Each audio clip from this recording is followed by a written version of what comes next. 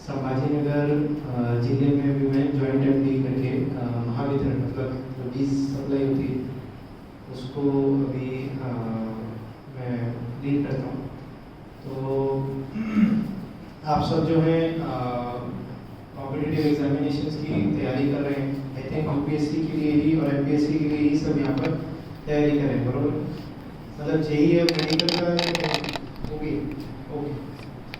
UPSC और MPSC के लिए हमारी सभी की जो जर्नी है उसका पाथ शायद सबका अलग ही रहता है, लेकिन जो बेसिक सबकी तैयारी के विषय रहते हैं वो सबके लगभग सेम ही रहते हैं। तो आप सब जो हैं अभी करंटली यूपीएससी की जो तैयारी कर रहे हो, जो एमपीएससी के लिए तैयारी कर रहे हैं, आप सबको मैं सिर्फ यही बताना चाहूँगा कि आपकी जो लाइफ है उसमें अभी ये एक इम्पॉर्टेंट पड़ाव है, क्योंकि आप अभी एक मतलब ऑक्यूपेशन के लिए आप एक काम कर रहे हैं। अभी आपकी सबकी ग्रेजुएशन कंप्लीट हुई होगी या फिर किसी के भी लास्ट ईयर या कुछ प्रोग्रेस में होगा। तो अभी आप एक नए उद्देश्य के लिए काम कर रहे हैं। तो आपको अपने जीवन में कम से कम 3 चीज़ें तो आपको महत्वाकांक्षी तुम्हारा मतलब आपको लेनी चाहिए। सबसे पहले तो जहाँ तक मुझे लगता है आपको आपका उद्देश्य ही फिक्स हो गया कि आपको यूपीएससी और एमपीएससी करनी है। तो सबसे पहले तो आपको टारगेट ही फिक्स करना था कि आपको अपने जीवन में आगे जाके करना क्या है। तो आपने जब एक पहला टारगेट फिक्स कर लिया कि यूपीएससी एमपीएससी, ठीक है। अभी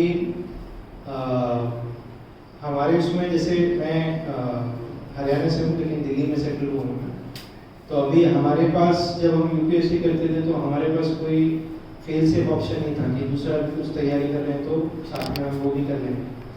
हमारा बस ये था कि हमने ग्रेजुएशन कर रखी है और यूपीएससी नहीं निकला तो हम अपना जो जीवन है कुछ ना कुछ करके जो चला ही लेंगे, क्योंकि इतनी तो पढ़ाई हमने करके रखी है। मैं आईआईटी से इलेक्ट्रिकल इंजीनियर हूँ, तो इसके लिए ये तो मैं समझता था कि एक अगर कोई यूपीएससी एमपीएससी मतलब यूपीएससी नहीं निकला तो मैं कोई बेसिक नौकरी तो कर ही लूँ। तो यूपीएससी में जब आप कदम रखते हैं, यूपीएससी की प्रिपरेशन के लिए जब कदम रखते हैं तो आपका टारगेट एक फिक्स हो गया कि आपको यूपीएससी करना है। उसके अलावा आपको फिर टारगेट कुछ सोचना नहीं है। अपने माइंड को एक तो क्लियर रखिएगा, क्योंकि कभी कभार क्या होता है इतनी इन्फॉर्मेशन है आजकल, इंटरनेट का वैसे ही एज है, जब चाहो आपको तब कोई भी इंफॉर्मेशन आपको उपलब्ध रहती है।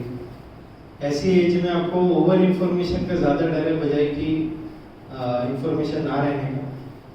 तो इतनी ज़्यादा इन्फॉर्मेशन में कभी कभार ऐसा लगता है और अपना मन में सेल्फ डाउट आता है कि भाई क्या करना है क्या नहीं करना और कितनी चीज़ों के लिए हमें मेहनत करनी है। तो एक आपका मेथोडोलॉजी क्लियर होनी चाहिए कि आपका एक टारगेट फिक्स है। तो आपका जैसे यूपीएससी हो गया तो यूपीएससी तो आपको फिक्स हो गया कि आपको उसके लिए प्रिपरेशन करनी है, क्योंकि हर टारगेट के लिए जो प्रोसीजर है वो अलग हो जाएगा। तो आपके टारगेट अगर 50 रहेंगे तो आप एक साथ 50 प्रोसीजर कभी भी नहीं कर पाएंगे, ठीक है। सिमिलर टारगेट्स आप अचीव कर सकते हैं, जैसे यूपीएससी और एमपीएससी लगभग GK based, economy based, history based ऐसी चीज़ें रहती हैं। लेकिन स्टिल आपको एक टारगेट फिक्स करने के बाद उस पर फिर आपकी एक दूसरी जो चीज़ आनी चाहिए वो है कमिटमेंट। अब कमिटमेंट से क्या है कि कमिटमेंट में आपको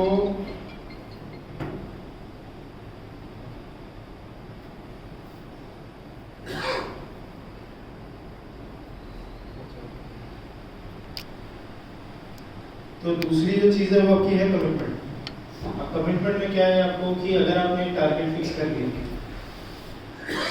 तो उस चीज़ के लिए पूरी शिद्दत से आपको उसकी तरफ मेहनत करनी चाहिए। यही एक कमिटमेंट का विषय है। कभी कभार हाफ हार्टेडली कोई अगर प्रिपेयर करे तो वो हाफ हार्टेडली कभी आपको कोई रिजल्ट अच्छा नहीं देगा। कोई भी आपका टारगेट है, आपको उस टारगेट को अचीव करने के लिए आपकी कमिटमेंट बहुत क्लियर होनी चाहिए कि मुझे ये चीज़ इतने समय में अचीव करनी है और उस समय में मैं अचीव करके ही रहूँगा या रहूँगी। और वो कैसे है, जैसे अभी फॉर एग्जांपल अगर यूपीएससी मेरा टारगेट एक फिक्स हुआ तो उसके बाद मैं ये देखूंगा कि भाई यूपीएससी का सिलेबस